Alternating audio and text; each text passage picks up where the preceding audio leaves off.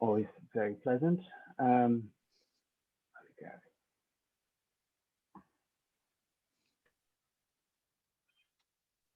Okay, good morning, everyone.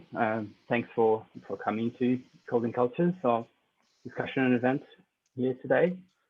And I want to sort of start with the question, how often do we hear about the differences between programming communities? And perhaps some of us know quite well the differences between programming languages themselves, or what kind of applications you can build with them, perhaps even some specific syntactic quirks that each language has. But I think most programmers are usually quite focused in one programming language, or at least one programming language at a time. And we focus on the language we're currently building things with. And when in doubt on how to implement something, we ask around on the internet for help. And that's, I guess, when we find communities of programmers more or less happy to help, and communities that have shared values and perhaps more importantly, shared practices. But what are these practices and how do we describe them? And what are the cultural values that each programming community has, and how does it connect to or intersect with just general sort of programming values? And today we want to start exploring these questions. These are very important questions to me because they are at the heart of my own research project called Codance. And Codance investigates the possible relations between coding and anthropology. If you are not quite sure what that means, don't worry, but neither do I. The potential intersections between anthropology and programming is not where the project sort of starts from. It's rather where the project sort of points to. It's the project's limit, if you wish, and without necessarily having to get there anytime soon, or at least hopefully before the funding runs out. And so far, Codance has focused in one specific programming language community, the Ruby community. Ruby was created in Japan in 1993. It is an object-oriented language, very much focused on readability. And Matsumoto Yukihiro, known as Mats in the programming world, is the creator of Ruby. But it was perhaps the advent of Ruby on Rails, a framework for developing web applications, that really put Ruby on the map. Created by a programmer known as DHH, Rails allows you to quickly build an application with all the basic features you need to run on a web environment. And Rails is the first choice of many companies. Twitter, Airbnb, GitLab, GitHub, for instance, were all built with Rails. And so were many others. And because of that, many Ruby devs like to say that Ruby built the web. So if you didn't know it, you heard it here first. Ruby built the web. So every time you log on Twitter, this sort of endless source of so much joy in our world, you be thankful for the Ruby community. In a very real sense, Rails made Ruby what it is. It catapulted the language into the world. But as many people in the community like to say, Ruby is not Rails. One thing is the language, another thing is the framework. And this sort of separation between Rails and Ruby is materialized in the community itself. Most users of the language are based in the United States and Europe, but the development of the language itself is done almost exclusively in Japan. Even though Ruby is an open source language, Ruby is an open source language, and about 85% of the Ruby core team live and work in Japan. And what's interesting about this is that Ruby on Rails, the framework that powers some of these websites, it's not used that much in Japan. There's this interesting tension, if you want, in the Ruby community between the majority of users of the language who use Rails on a daily basis and the programmers developing the language who don't use Rails that much. Mats, the Ruby creator, likes to say that Ruby is optimized for programmer happiness. He believes that performance overheads could be, and should be tolerated in favor of an elegant, simple, and readable language that is fun and pleasurable to program with.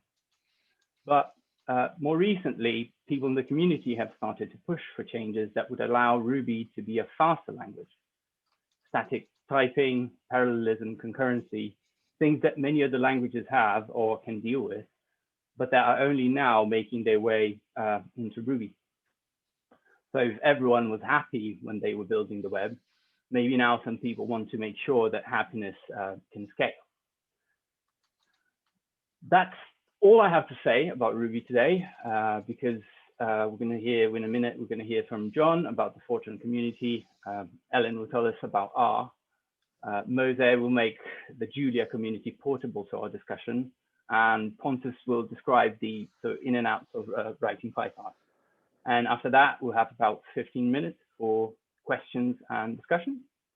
So I'd like to thank everyone for coming. My name is Gui Heurich. I work at UCL Anthropology, and I hope you enjoy it. And John, the virtual floor is yours. Thank you very much, Guy. I'm just trying to share my screen. Okay, hopefully everyone can see that. Yep. So I'm John Peelan. I'm the head of scientific computing at the Sainsbury Wellcome Centre, which is based at UCL. And I'm also chair of the BCS Scientific and Engineering Computing Specialist Group, which used to be, or possibly still is, called the Fortran Specialist Group. So I thought I would take a little detour and just talk about computer languages in general, just to give people a flavor of what it is we're talking about. Not everyone here in the audience might necessarily be a programmer, but so it might be good to go over it. So a computer language is like any language, it's a means of expression, but generally when you're dealing with computers, you're talking about tasks or problems. So you're trying to solve some tasks or process through some tasks or solve some problems. And coding is a creative process. I think people think, well, it's computers, it must be very mechanistic. Well, that's not quite true. Coding is a thing that comes from your human mind, and therefore it's based on lots of things. It's based on your biases, your perception, your intuition. There is science in there as well. That is true. And languages have various levels of representation. So we talk about high-level languages. Those are languages that are close to human natural languages. So as we're talking in English, you might have a programming language that's extremely high level. So like as I'm talking to you now, or there's the lowest level, which deals with the actual hardware itself, manipulating electrons and circuits. And then, as you've probably seen from this, even this discussion this morning, there's quite a choice amongst languages. And so how do you choose which one is right for you? So languages are designed, they're not natural languages. Obviously, the languages themselves have been designed by people. And they generally relate to specific problem areas or maybe science and engineering domains. They all offer different levels of assurance and integrity. So if you're writing safety critical code, so something that might be, say, a defibrillator, for example, you would have a particular choice of language that would be narrowed down for you because you were looking for a particular path. Likewise, if a task must be completed in a specific amount of time, you might pick a language that can give you those guarantees. Likewise, you've got issues with performance and optimization, which Guy sort of touched on already. And then your choice might also be influenced by libraries of pre-existing code. So there's a lot of stuff that might already be written for you, and you just need to put those together like building blocks. So why reinvent the wheel if it's already been done?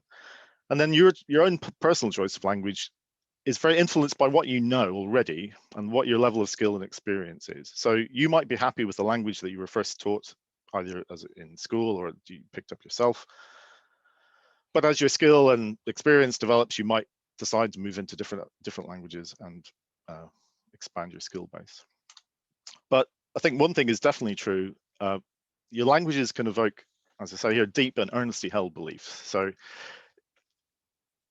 they're very closely coupled to people's perception and mentality, and it can evoke very, very strong feelings, and they can be both positive and negative.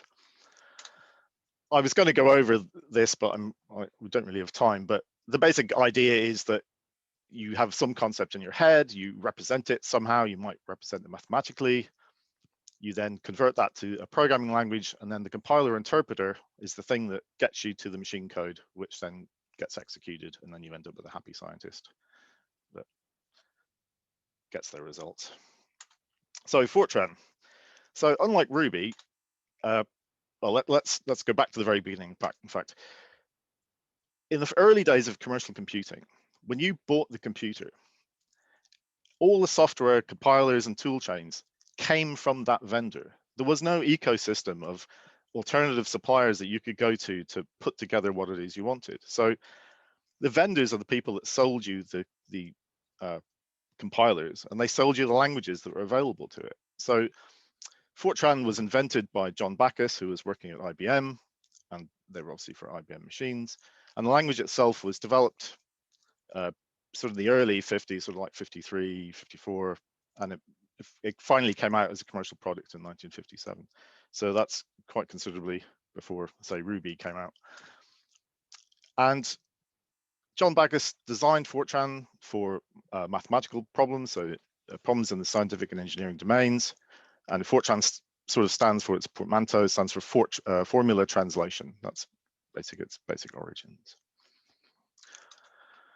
So as you can imagine, in the scientific and engineering domains, they demand standards. So, you know, neither disciplines work without basic standards, particularly because you want to take that code and you want to run it on different compilers, or you might want to run it on different machines. So you need portability, reproducibility, and you also want to be able to go to different vendors. So it's no good being locked into IBM all the time. You can't just keep going back to IBM, you know, if you want to run your Fortran program. So you want to be able to take that code wherever you need to. And so the American Standards Association, as it was then called, produced a standard called Fortran 66 in the year 1966. And Fortran has remained on an official standards track ever since. So it is a formally defined language. It's with a very formal process. And this bizarre set of codes here, JTC is Joint Technical Committee, SC is Subcommittee, and WG is Working Group. So WG5 is Working Group 5. That's the standards group that is responsible for defining Fortran as a standard. And I should say it's an open standard. Obviously, anyone can read this standard. So it's a little distinct from most of the other languages that you might hear about, who are derived from a sort of canonical open source implementation. So anyone can produce a Fortran compiler. So it's not the definitive. There's no such thing as a definitive Fortran compiler. Anyone can go out and do it. And Fortran 2018 is its latest incarnation. So as we're talking about communities, we need to talk a little bit about human psychology. And one thing that I find is that a lot of people in this area suffer from a thing called neophilia. So they like things that are new and don't like things that are old. Now, Fortran is obviously very old, and so there's going to be a lot of hate piled on it. But we should recognize that longevity, you know, something that's very old is, well, it's established and it's stable. It's got a lot of embodied knowledge and investment in it. And it, in an evolutionary perspective, you might call that fitness. You know, it's survived a very long time, so it must be doing something right. But of course, not everyone necessarily sees it that way. In the 1990s, there was a large shift for universities to become more commercially relevant, so that when they're producing physicists and engineers, for example, they wanted those guys to be able to go out and get jobs. And Fortran was not big in the commercial environment. It was very big in science and scientific institutions, but wasn't great out there as a sort of generic programming language. And that's because it's fit for purpose and a very sort of narrowly defined purpose. But anyway, that was sort of a part of a death knell of Fortran, was that if the university stopped teaching it, well, how would you ever learn about it? And as many things in human activity or human endeavors, there's lots of fashion trends and movements. These are not things that are necessarily well thought out. They're not rational at all. And I've often wondered, would Fortran be better off if it rebranded? So if Fortran changed its name to something else and just made itself appear new, without actually changing anything else, would its perception be better? And I took so Perl 6, for example, has become Raku. So there is a precedent of long established languages changing as they evolve, changing the name as they evolve. It is true that, so there are negative aspects to Fortran which are true. So one thing, it stagnated a lot between the Fortran 77 standard and, have I just lost control here? Can everyone still see that screen? Give me a nod. Yep, can still see it. Thanks. Yeah, just a message has flashed up on my screen. Yeah, so Fortran did take a long time to catch up. So there was a long hiatus between Fortran 77 and Fortran 90. So Fortran 90 is obviously 1990. And now we're at Fortran 2018. It's a modern language. It's got lots of features of modern language. And I think it's the only one still which has standardized constructs for explicit parallelism. So given the scientific and engineering codes run on massively parallel machines, you want to be able to exploit that. And you can do so in Fortran 2018. So the standards process is perceived as conservative and stable, but it's perceived as it's perceived as being rather slow because it is conservative and stable. And that might frustrate people that are used to open source languages. I guess I need to speed up a little bit here. So the basic essence is, one Fortran community is those people that just program it, so that use it as a programming language. And they're the people in the scientific and engineering domains. They've invested lots of time into these codes. So you won't ever have heard of many of these unless you work in these domains, but there are big Fortran codes that have existed since the 1980s and have been added onto incrementally. And they underpin a lot of fundamental science. So I name a couple here. So CASTEP and games, plus all the climate modeling codes are still by and large in Fortran. So when you watch the weather or listen to climate prediction forecasts, they're usually in Fortran codes. There's another Fortran community, and those are the people that want to change the language and want to drive its evolution. And they're motivated by different things. Some of them are vendors that want to sell new features, and some are programmers that want to add something new. So they're frustrated by something that Fortran cannot do, and they want to add a new means of expression to it. So the philosophy behind Fortran has always been that, well, we should just stick to what it does well and not try and do anything else. But there's pressure to change that now. And Fortran, there's a new group called Fortran Lang Group, which sort of has arisen spontaneously over the last couple of years. And they want to drive Fortran in a way that open source languages are being driven. So they want it to be very dynamic and use all the resources that the open source community use. So somewhat breaking away from the formalizations from the standards process and just having a nice dynamic process. But anyway, that's basically where I am, and there's some references if anybody wants it. Thank you very much. Amazing. Thank you so much, John. I already have a few questions, but I'm gonna wait a bit, and I'll just I guess I'll pass it on to Ellen, and we'll do the sort of questions and discussion at the end. But yeah, thanks for that.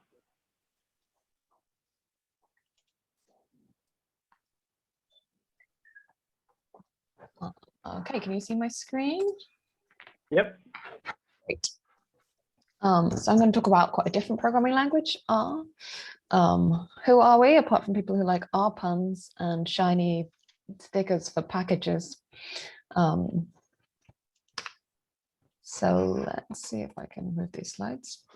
So I'll start off with a quick history of R.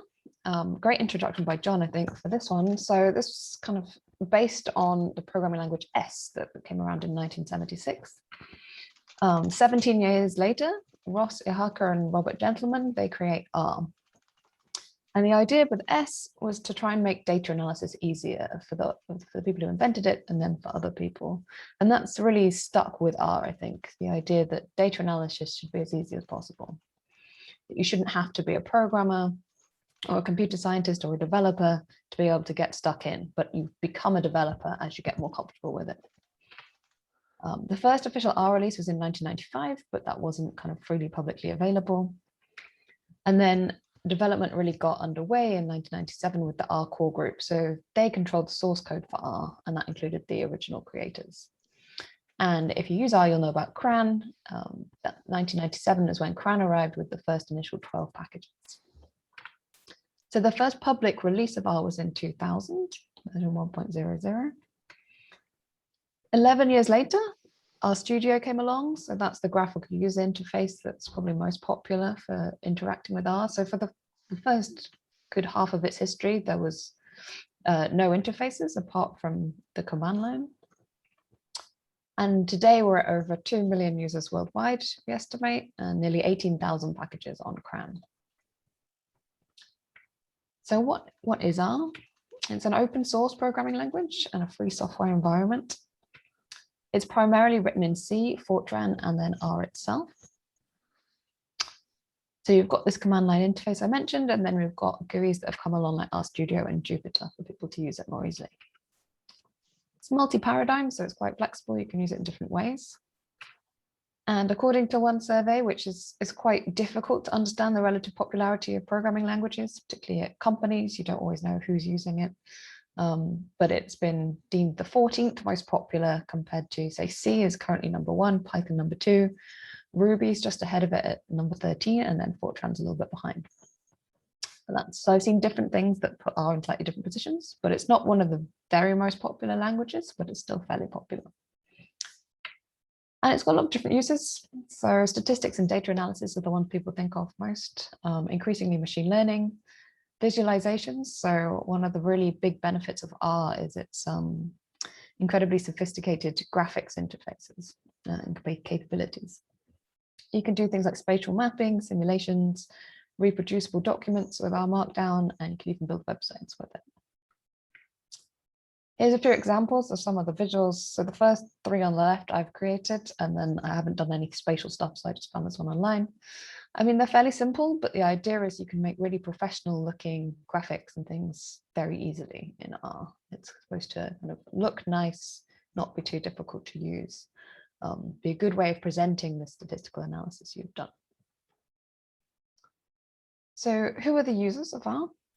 There was a 2017 study of only about 4,000 people, but it gives an indication. Most of them are men. I was kind of surprised it was so few women, because it feels like women are pretty prominent within R. About a third are from academia. Again, I thought that might be more. And the top industries came out as technology, government, financial, and medical. Now, when I asked on Twitter what people thought of the R community, because we're quite big on Twitter, I got a couple of nice quotes about what people saw as the community being like. So one of them, so Tobias Bush came back and said that we consider ourselves R users rather than developers. So social scientists, educators, geobiologists, people trying to get things done. Very few have got computer science backgrounds. So we're self-taught programmers and we share our struggles and successes, and it's inspiring and encouraging. So there's that feeling of kind of all being in it together.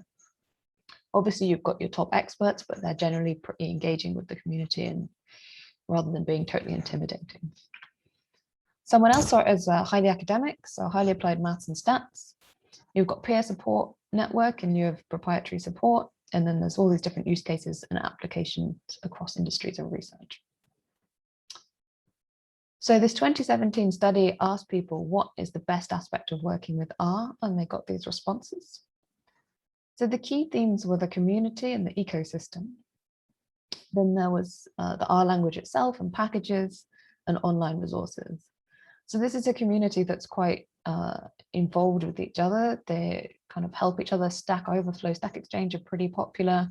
People ask questions, they release packages, they share them, they try and get people to use their own work, try and improve things, develop, make suggestions. So in terms of the R community, there's 2 kind of aspects I'll talk about today. So one is the local and the global groups. So you've got big groups like Latin R, which is possibly the strongest non-English speaking community of the R world. Africa R, trying to roll out R across the world. Loads of different cities have R groups, different countries. There's the R Ladies, which I'll talk about in a minute. The Global Use R Conference, I really recommend. So that brings together people from all over the world. It's online this year. And then you've got city groups, so you might be interested in London R or the UCL R user group, which I run. But it's really nice. the way that community is a real focus with this language. People want to come together, have meetings, learn, be taught things, share what they know. And then the other thing I mentioned before is Twitter. I found a really nice post about using Twitter as an R programmer. The link's there. And a lot of my Twitter feed is just R tips and things that are really great to find out. So there's a few different people you might want to follow, or hashtags. The Tidy Tuesday is kind of a project every week to do different things with data. It's just a really active community on Twitter. So that's quite a great resource. I was on the way to a conference once when the trains broke down all across the south of France. And because of Twitter, I was able to find someone else who was also on my train, and we ended up getting a car together. Anyway, Twitter can be really helpful if you're using R. So I recommend, even if you don't want to post things, just to kind of see what people are saying. And then the final thing I want to talk about is inclusivity. So originally, apparently, the R community was seen as kind of hostile, but women have worked really hard to turn that around, and I would say completely. It didn't just happen by chance. It's something that's been a real focus for a lot of people to try and make the R community very inclusive. So there was a task force in 2015 to try and address the underrepresentation of women. And then that later got expanded to other groups, LGBT, minority ethnic, disabilities, all sorts of other groups. The R Ladies is this global organization with lots of different subgroups, so 193 chapters in 54 countries, over 76,000 members. So these are all different groups putting on events. Anyone can go to them, but the leadership is generally all women. As a comparison with the Pi Ladies, 2020, there was kind of 65,000 members in R, whereas only 54,000 in Python.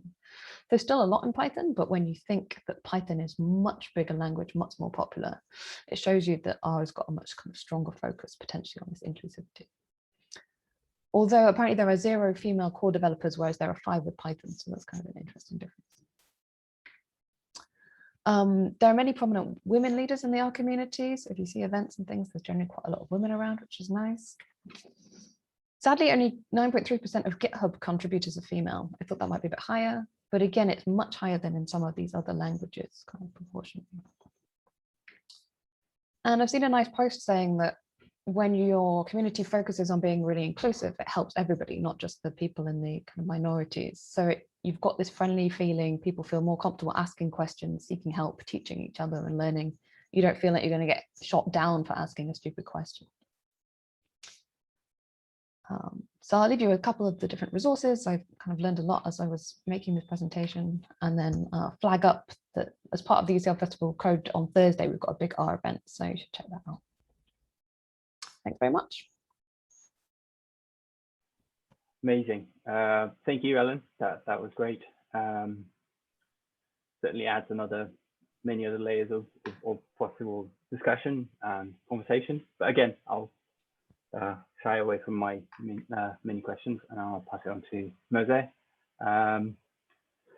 Mose, all yours. Yeah, I'm going to share my screen. Okay, can you see it? Yep. Okay, perfect. Hi, everyone. I'm Mose Giordano. I'm a research software developer at UCL, and I'm going to talk about Julia and the Julia community.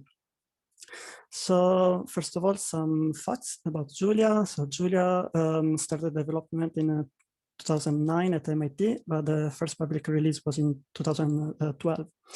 And Julia has a nice bound to UCL because the first version, like version 1.0, was released during JuliaCon 2018. That was held at UCL and was actually organized by Pontus. And the picture that you can see here is from the release party. Julia is mainly used nowadays in academia for numerical stuff like numerical optimization, differential equations, machine learning, and so on. But it is also very effective in other fields.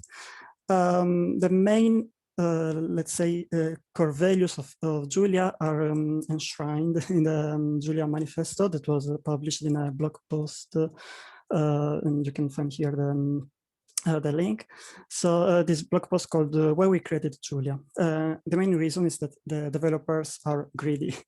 So the fact is that there are lots of great languages, but all of them are great for some tasks and terrible for some others, because each language has to make some trade-offs. So the goal of the Julia developers was to like reduce the trade-offs, or anyway, do some other trade-offs, but be able to have a language which is as easy to use as languages like Ruby, Python, R, and whatever, but also fast, like C and Fortran. And so these are like the core values of the language, being easy to use, but also fast. And again, there are lots of great languages, and everybody wants to be able to leverage the tools that are already there. And so Julia has built-in cross-language interoperability with C and Fortran, so you can directly call C and Fortran libraries. But also there are third-party packages to call into libraries and packages from other languages like C++, R, and Python. So if you're already a user of some of these languages, you don't have like to teach whatever you used before, but you can still be able to call them. But what sets Julia apart from the other languages is its composability. So Julia uses a paradigm, so-called multiple dispatch. I'm not going to go into details of these the technical details, but I just want to show you this example. So here we are combining 3 different packages: one to solve differential equations, one to propagate uncertainties of quantities, and one to do plots. So these 3 packages are completely independent. They basically don't know anything about each other, but still you can solve a differential equation which has which involves numbers with uncertainties, and you can write the numbers with uncertainties just as you would in a paper. And then you can solve the differential equation and plot it, and it all just work out of the box without all the authors of the 3 different packages to know anything about each other. And actually, I happen to be one of the developers of these packages, in particular this measurements package. So yeah, this is very mind-blowing feature of Julia, the composability, and this is really something that is expected by the Julia users, that you will be able to combine one package to another one. This is really a core feature of the language. And yeah, if you want to know more, there's this popular talk by Stephen Karpinski, one of the Julia developers, during JuliaCon 2019 about the unreasonable effectiveness of multiple dispatch. Another important value of Julia for the Julia users is reproducibility. So reproducibility is not like a nice built-in, but it's a nice add-on, but it's a core built-in of the feature. So again, I'm not going to into the details, but I would like to mention that the package manager is integrated with the language, and it knows about environments and how to instantiate environments on a different machine or at a later time. So you can reproduce an environment which includes the packages, but also the libraries that you're going to call into at a later time or on a different machine. Another important feature for Julia users is syntax and being able to quickly go from paper to code. So this is a nice example that I found on Twitter some time ago about the finite element package. If you're familiar with this topic, you can read this question. And actually, this is not a question, it is really Julia code that you can just pass and type pass in your REPL, and this will run and work. And again, this is very similar to how you would write these formulas on a paper. And so in Julia, you can not only use Unicode symbols like these ones that you can see here, but also emojis. So don't expect to see emojis in production code, but I think they are very nice to do some demos, like to quickly show some simple questions like this. For example, this is the predator-prey model, and you can just use the emoji for the cats and the mice to show how what's the relation between the predator and the prey, or also this other example between it's like a dynamical system, an example that I also found on Twitter, but a dynamical system which involves fishes, frogs, and ants. So the Julia syntax is very nice and very powerful, but sometimes you also need to be careful, because sometimes you can go too far. And so this code maybe can look a bit too hard to read, and also one of the core developers has difficulty to read the code themselves. But yeah, in general, the idea is to be able to cut the distance between the paper and the code that you write on the computer. Where the development of Julia happens, mainly on GitHub. So if you go on GitHub, the Julia Lang organization, you can file issues or open requests to submit your changes. All is done in public, and in particular, if there are some major changes, they will be labeled as a triage, and every week or 2 weeks, there is a triage call where all the developers can join, but this is really open to anyone. It's not just for the core developers, but anyone can participate and explain why they want a new feature, how they want this new feature to be implemented. And also explain why they don't want something, because probably it's going to hurt the syntax of the language. Yeah, I found this this fun comment about the triage codes in the Julia community that has been described as the most boring podcast. But yeah, it's actually a very nice event if you want to join and see how it works. And it's also very nice to be able to participate in first directly to the development of a language.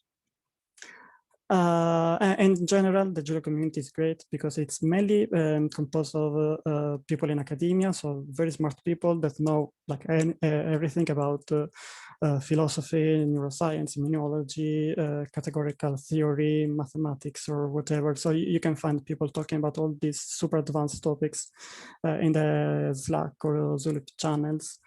If you want to join the communities, here is the link, the julialang.org website/community. And then you can also find some events that are held like weekly or monthly within the community. And I'm done. I just want to mention that the JuliaCon conference will be next month. It will be online and it's also free. So if you want to join and see what people are doing with Julia, you're welcome to join us and see what we do. Great, Mose. Thank you so much. It's great to see scientists discussing serious topics like neuroscience with emoji. It's great. Again, I'm not going to ask anything right now, but Pontus, you ready to go? Yes, sorry, I was a bit in the chat there. It was an interesting. I mean, I should say, by the way, about the chat, I am not an R expert by any means. I've dabbled in R back during my PhD, but that is an increasingly long time. I mean, it's great, increasingly long time ago. So yeah, so Pontus, I'm going to talk a little bit about the Python community. Sorry, and I am the one that actually got a. We were talking earlier in the pre-call about accidental flies ending up in their room, and I was the one that got one now, so with the windows open. So so yes, I'm going to talk about Python, and I'm not sure if I am necessarily the best person. I might actually be someone else that is joining us here that might be a better person to talk about Python as a language. But I'm a fairly experienced Python programmer. So I guess coming on from what John was saying, but a bit apologies. My husband might be acting up a little bit.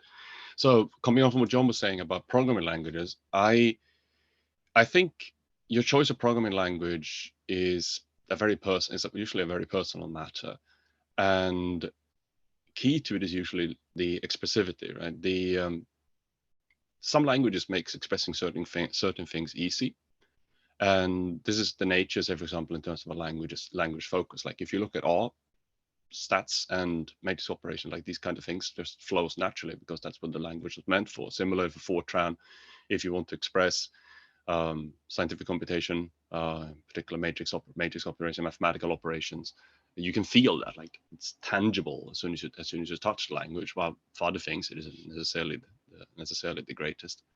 So there's always more space. I remember taking some pride early on when I was teaching languages about 16 years ago, to say that the first duty when you were teaching programming to undergraduates was to bash it out of their head that there was no such thing as the best language.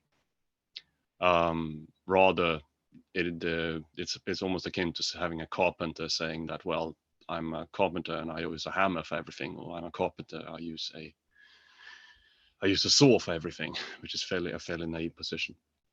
So you use the right tool for the job. I mean, that's how you know someone is a master, right? So what is Python? I find it a bit difficult to say to capture the entirety of it. It's one of the most common languages, also one of the largest languages in terms of the spheres where it is used. So Python as a language is a dynamic language, which means, of course, that you don't have a compiler, or you have an interpreter that reads the language gradually. So you have this kind of iterative workflow. It's not that you write code and then shove it off into the compiler and then you execute. Code is rather, can be interpreted gradually, and you can have access to build up your program essentially as like small pieces. So a lot of programmers in Python, they do what I'm about to do right now, because I don't have any slides, because I felt I would just use the interpreter. There we go, share screen. And pick the right one. Otherwise it's, there we go. Here we go, and I think I can re-enable my video, and I can be in the, no. Yes, I can re-enable the video. So folks, so in order to use Python, right, you just Python on a terminal, or you double click or whatever you do when you're on Mac. And what I think the best thing that captures Python as a language is probably the Zen of Python. So if you go into Python, usually this is what you do. Like say, for example, you want to do, I don't know, can we import? Maybe you want to import random, and you want to, you import a library like this, right? So this is the random library, but this is a bit of a fortune, or what do you call it? An Easter egg in Python, where you can say import this, and if you do that, you get a poem. And the poem reads "The Son of Python" by Tim Peters. I think this is from the late 90s, early 2000s. It says, so this is like the soul of Python, I would argue. So "The Son of Python" by Tim Peters. Beautiful is better than ugly. Explicit is better than implicit. Simple is better than complex. Complex is better than complicated. Flat is better than nested. Sparse is better than dense. Readability counts. Special cases aren't special enough to break the rules, and so on. And this captures early on, in particular the early on spirit of Python as a language. And it was created by Guido von Rossum. And this was not his first language. He had created a language before this, which was called ABC. And he always had a focus on the teachability of a language and being able essentially to reach out to new programmers, so it should look intuitive. And it's not the first language necessarily that looks a bit like that. Early programming languages such as COBOL have similar patterns. But what this means is that it tries to mimic a little bit of how English would look. So you would do something like for I in, and then you might, for example, write a little bit of a list, 1, 2, 3, like this. Oh, sorry. I've been coding another language a little bit recently, and then so for every element in a list printed out like that, 1, 2, right? And this shines through in general in terms of Python syntax. And I'm gonna switch back to me now, since I said I don't have any slides.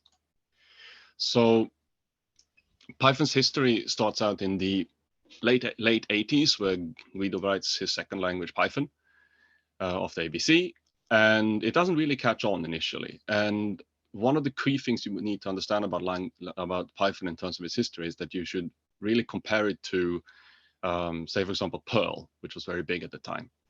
And Perl had this philosophy that you were supposed essentially to be able to express anything in as few characters as possible. There should be more than one way to do things, like it shouldn't limit the programmer.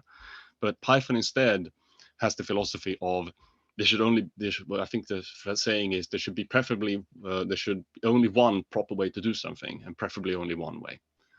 To essentially have an opinion as a community how to express something in order to have form some sort of consensus. That doesn't mean that it's particularly rigid. Also, Python is very pragmatic, and this is something I feel people like myself, who are Python users for 10 years, really appreciate. Like, it's not like Ruby. Ruby, for example, is almost dogmatically, not in a negative sense, an object-oriented language. Everything is an object. But in Python, sometimes things are objects, sometimes they're not. And you generally try to build up, you can pretty much program Python entirely without using the object orientation explicitly in creating classes, compared to, say, for example, Java, where you do have to create a lot of objects.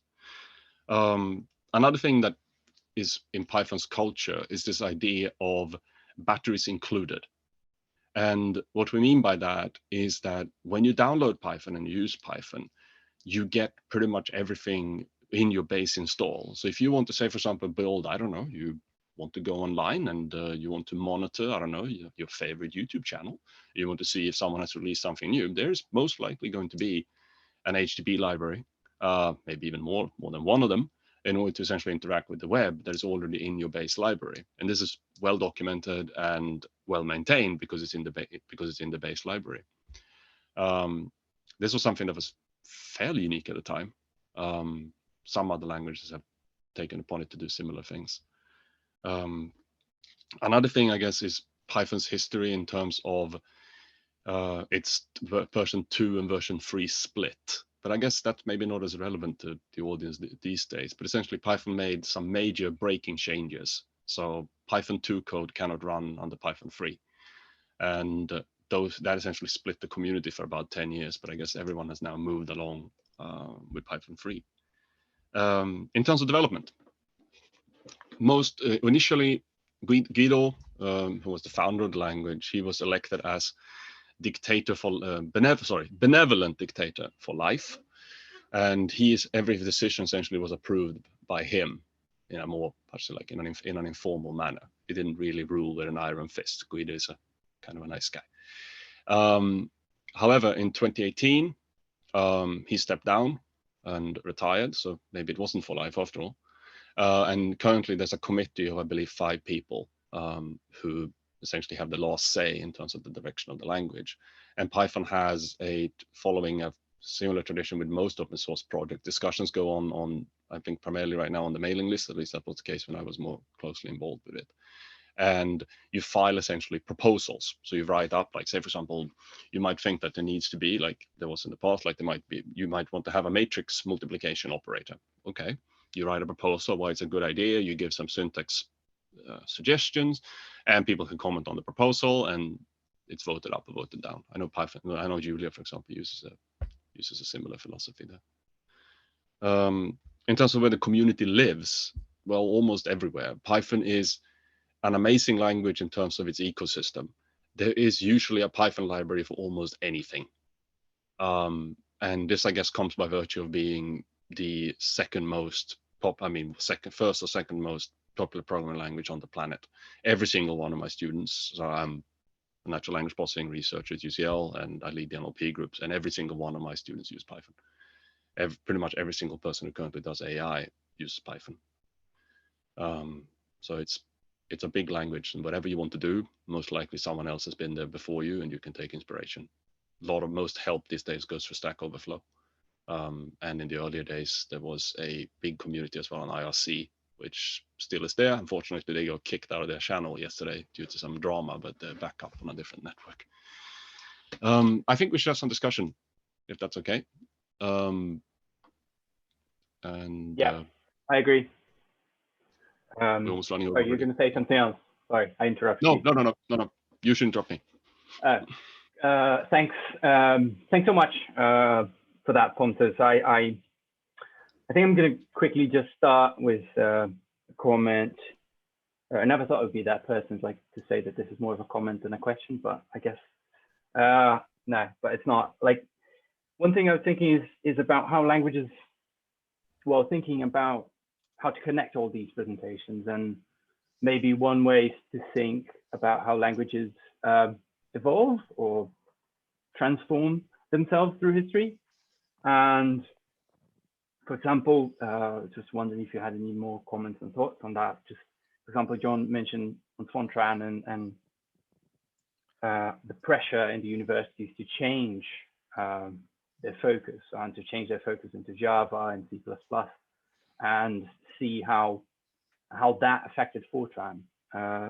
And Ellen mentioned how there was a sort of hostile community environment at the beginning of R, and how there was a lot of effort put in to make that into a more interesting and more accessible or safer or more friendly environment, and how that changed. I guess for Ruby, what I would say, like I mentioned, is there was a focus at the beginning that's still there quite a lot in terms of the expressiveness, as John mentioned, to be able to quickly jot some ideas down and write them in Ruby. I think what I mentioned in our previous discussion, in Ruby, you can do things such as, if you want a data object from a month ago, you can just do 1 month .ago, and it will give you a data object. But of course, that comes with a lot of performance overhead. And that's something that the community has changed its mind about, partially, maybe. And they're trying to, so things like static typing is now an option since Ruby 3, since last year. It's something that you can implement if you want. Also, parallelism, concurrency, I think that people are more worried about. I'm not sure what I would say about, or ask maybe Moza about Julia, because Julia is the youngest language of all here, and perhaps it hasn't changed so much, but maybe it has. And again, with Python, your example of the sort of rift or the difficulty between the split between Python 2 and 3, it's something that, for example, Matt, in every single keynote that he does, he mentions that as an example of what not to do, and how worried he was, because that, according to him, that almost happened when Ruby switched from 1.8 to 1.9. And well, partly because it was a bad naming, I guess. I mean, you would want to do a major change in a sort of minor version change, but that almost happened. It didn't happen in the end. But it's that sort of issue is mentioned, is always often mentioned. And I was just wondering if you guys had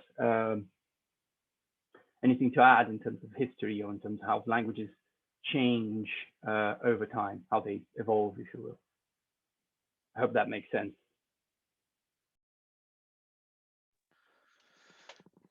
I mean, well, from my point of view, it's a lot to do with human factors. I mean, single personalities can drive languages.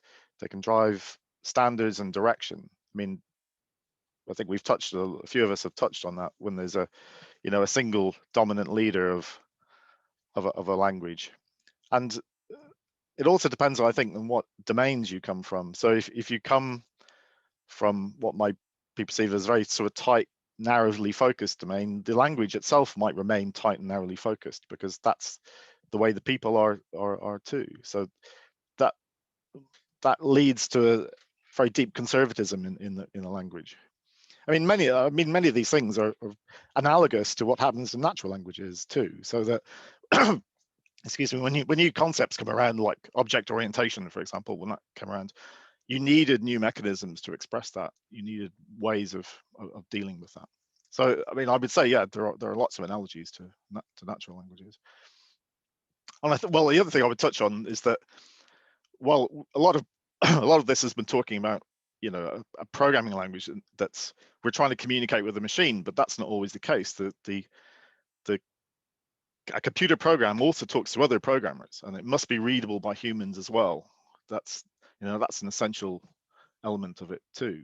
And if that readability, either through the language, inherent properties of the language itself, or through the way it's just expressed by a particular coder, causes problems, then that might need to be addressed too. So that's how languages might get driven. So less ambiguity, ease of readability.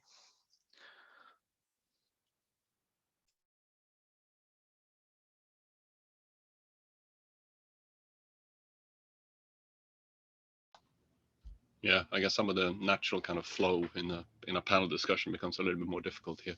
I guess the travel, like Python in particular, really has stayed fairly similar in terms of its syntax, and mainly changed in terms of its culture. I mean, the two-free split that you mentioned, right, is mostly a syntactic split, and some changes in the core underlying standard library, which turned non-lazy functions into no, it's not iterate, it's not lazy, sorry, like non-iterable functions that didn't return iterables into actually returning iterables, and making the language consistent rather than having this weird split between sometimes iterators and sometimes not. I guess what I feel a bit guilty about is that I wish I could comment more on Python's directions from 2015 and onwards, but I've been kind of outside of the community a bit since then. In particular, I don't think I can give a fair representation of the partial typing that Python is currently going on to someone like me that entered the community in summer of 2006 and did everything pretty much in Python for the next 10 years. I still don't, to me, it almost feels like a betrayal with the typing, because back then we were taught that that's not the way to do it, and we should stay away from it. So, but yeah, maybe I'm being old and conservative. Is that the sort of annotations? Yeah, the type annotations that currently are they're not. I don't think it's fair when people say that they have no value, don't add anything. I mean, the thing that they do, right, is that in particular for IDEs, it makes it easier to give suggestions. So there is certainly an effect of using them. It's just that it doesn't change code gen. Yeah. But I don't know, I mean, Elm, for example, like has R changed at all in terms of syntax? Because I only have this tiny snapshot, right, of like 2 years when I rolled some analysis on my own in there, and I had this hardcore R guy in the lab when I was in Japan.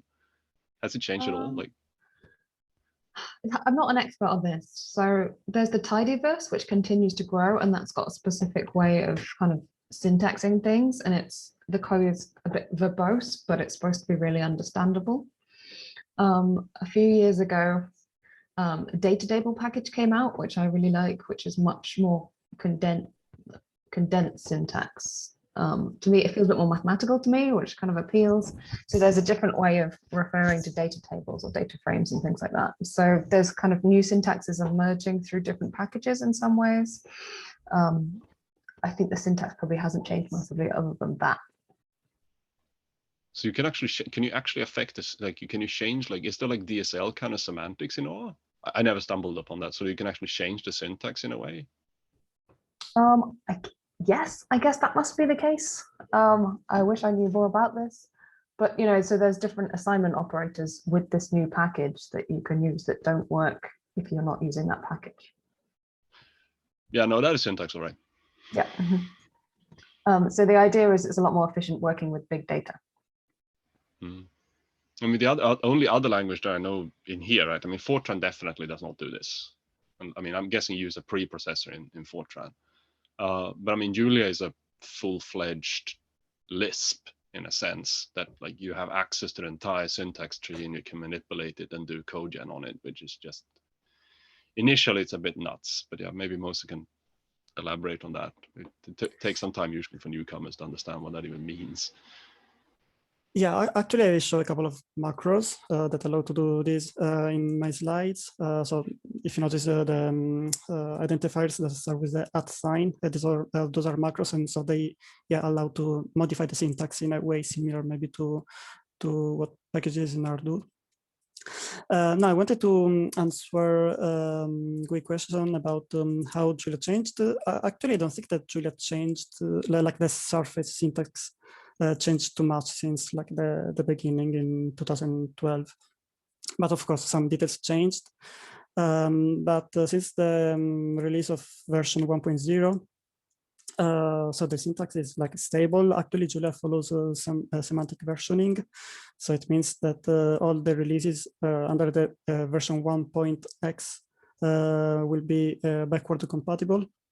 So there will be no breaking changes within this series, and there are no plans at the moment to do like a version 2.0, which will be break the syntax. So yeah, it has been fairly stable, we'll say, but with some changes, of course, over the time. And also looking to other languages is always good to a good way to be influenced, to get new ideas. So it's not like the development of Julia is out of the world. It always follows what other people in other languages do, which is always great.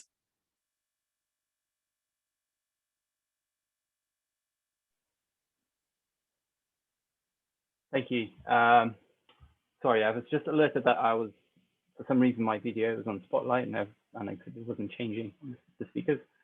Apologies for that. I do not know how that happened. I wanted to open to also to anyone in the audience who wants to ask questions, but also to you, Pontus, Mose, Ellen, John, to kind of ask more questions to each other and just continue the we've passed the time already, but if anyone's willing to stay another 10 minutes, I'm happy to do so. So if anyone would like to also unmute themselves and ask questions, that's absolutely fine.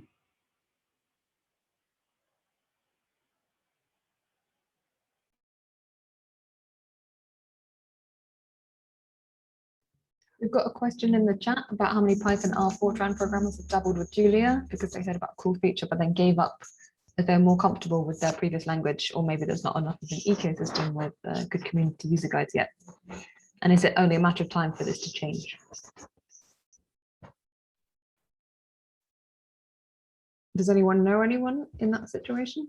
Or anyone from the audience who'd like to raise their hand? I mean, I can be very harsh there because that's the thing, right? I mean, I am so as I said, right? I said 10 years that I've been a Julia. No, sorry, son of a gun. I was a Python programmer for about 10 years, right? Which of course means there was an end to it. Now, in terms of Julia, yeah, like I'm a diehard Julia fan these days, but I don't recommend it to any of my students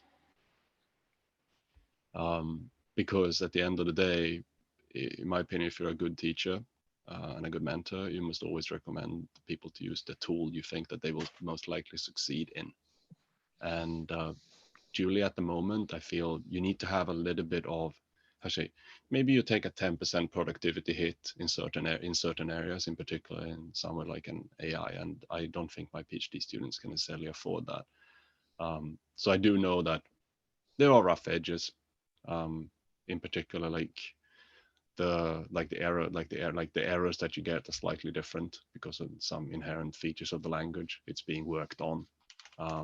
But it is definitely, I mean, you can feel that it's a young language. On the other hand, an advantage with Julia, in my opinion, in terms of, say, for example, I don't know, C++ or like these bigger beasts, is that the community is also a little much smaller, which means that I think also maybe R also feels disadvantaged as well, that since you're a smaller community, you might actually join, say, for example, the Julia Slack, and you get to have a chat with one of the creators of the language, right? And they're there. I tried doing that with C++. I mean, Strustrup is a busy guy. I don't know, maybe Fortran also is a little bit of like more tightly knit, that the community is like maybe on a single mailing list or like on a single forum, like it's not spread out all over the place. I don't know. I haven't coded much Fortran. I think we're split into two, the sort of old guard and new guard. I think the old guard is still on mailing lists and even Usenet, and the new guys have set up their own sort of Discourse servers and that sort of stuff. So yeah, I certainly feel there is a split. I mean, that perception might be wrong, but I do feel there's a definite split.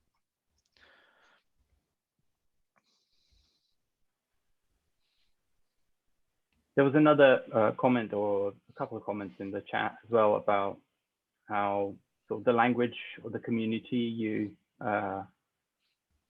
the language that you choose is usually the first language you come across, and which is very interesting. Just, I guess,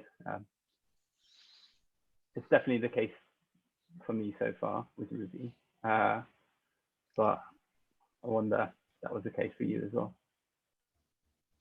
I think the person said it was the second one, which I think is kind of interesting. A lot of people hate their first programming language. So I started with MATLAB and didn't get on great with that because it was just hard math, but also trying to learn MATLAB, which was, then I did C++. And then just by chance, I got sent some code I needed to use in R. So then I started learning R. I knew people who used it. They got me into the community and events and stuff. So I stuck with it. If they sent me Python code, I would have learned Python. I keep meaning to learn Python, and I will at some point soon. But yeah, I think it is a bit random which one you start with, and then you get kind of very loyal to the language you're into. Yeah, and in terms of attracting new people, I think it's tricky. I think events like this are kind of interesting. It's great to learn about other languages because I never think about other program languages unless it's a colleague. I have to read their code in something else. But anyone else got any thoughts on that? I think there's a big thing there as well. Like you should definitely, I mean, you should spend a couple of I mean, maybe not what I did and spend some Fridays. I mean, do go out drinking if you like it. To learning different programming languages and differences. I mean, personally, right, I guess I abhor the third language I learned rather than the first one, because I started with Basic into Visual Basic into C, x86 assembly, into Java, into Python, I guess now into Julia. But it's interesting, I think, that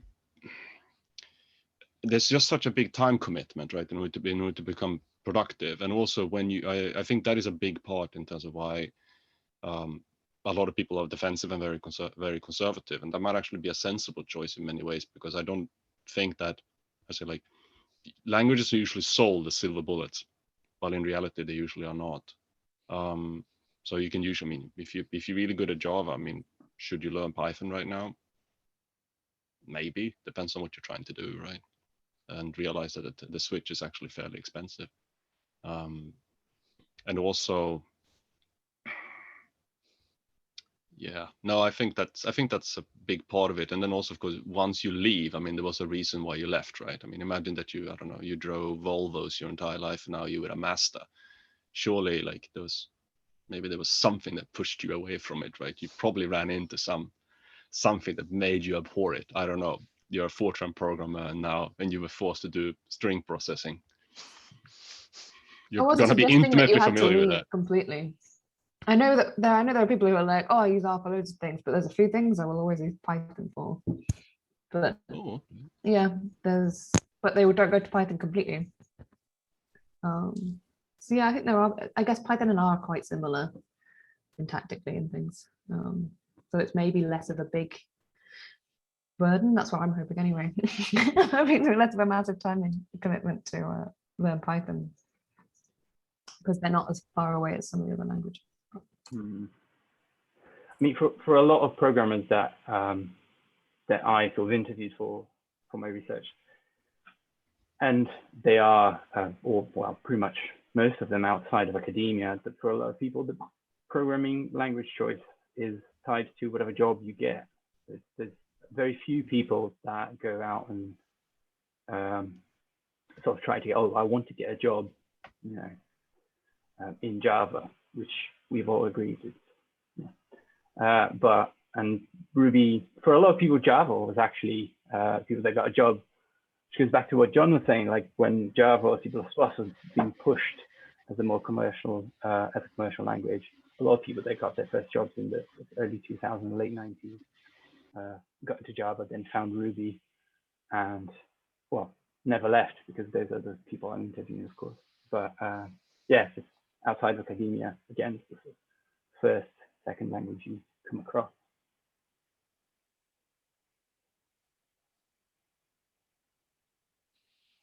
But I think, as I touched on, there are people, particularly in academia, who are working on these large codes and they can't migrate away. I mean, they sit there maintaining these huge beasts, which, as I say, underpin large amounts of fundamental science. And they're typically the people that drive, well, the people that I know certainly, that drive the feature changes. So they they stick to the same language, but they want new features. So that's a particular driver for them. Is there a sense of, is there an effort or like a constant awareness of trying to bring more people in to maintain those large code bases, John? Yes, certainly the areas I've worked in, there's always been a sort of paranoia that one day there will be no more grad students to provide you with to maintain the great temple that has been created. But I think in most cases that just hasn't arisen yet. And I mean, to be fair, a lot of these codes are maintained by very small sets of people. You're talking about 10, 20 people. It doesn't take a huge amount of people to keep them tied together. But yeah, I mean, there are occasional breakaways. People want to migrate to another language because it's maybe more popular, or maybe they perceive it of having better features. So that does happen. So there are occasional forkings that happen and porting to other languages. So there's been a few sort of notable ones in that space.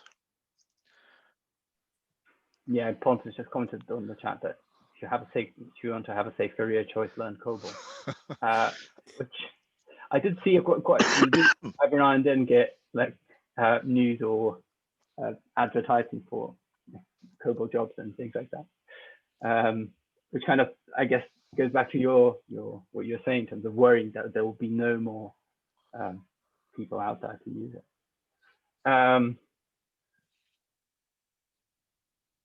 I think this is the end of our session. Unless anyone has another comment or another question.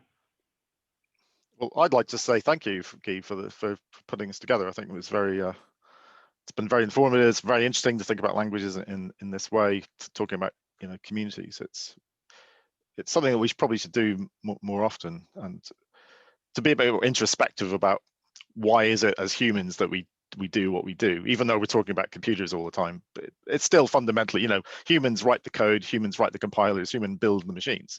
This is all human activity, even though we talk about the technology, but it is all human. And communities and diversions and splits, so sort of all arise out of this sort of spontaneously. And it's good to look at it. It's good to see why does it happen. Is it interfering with human development? Are we sort of setting up these sort of dog in a manger attitudes and slowing things down, or is this competition between languages actually pushing us forward? Is it driving innovation? Is it helping us express things in different ways? So I think it's good to talk about this. Yeah, completely. I mean, it's what I often think is that there are so many, in terms of the Ruby, for example, there's so many technical books and articles and things out there about Ruby, but then you might look at a specific feature or a specific sort of aspect of Ruby and don't realize or you're not made aware of the sort of discussions that happen. How was that feature created? What was involved? What was the historical context that made that feature sort of appear and things like that. So thank you. And I really hope we can take this discussion forward to other events, other sessions, or about anything.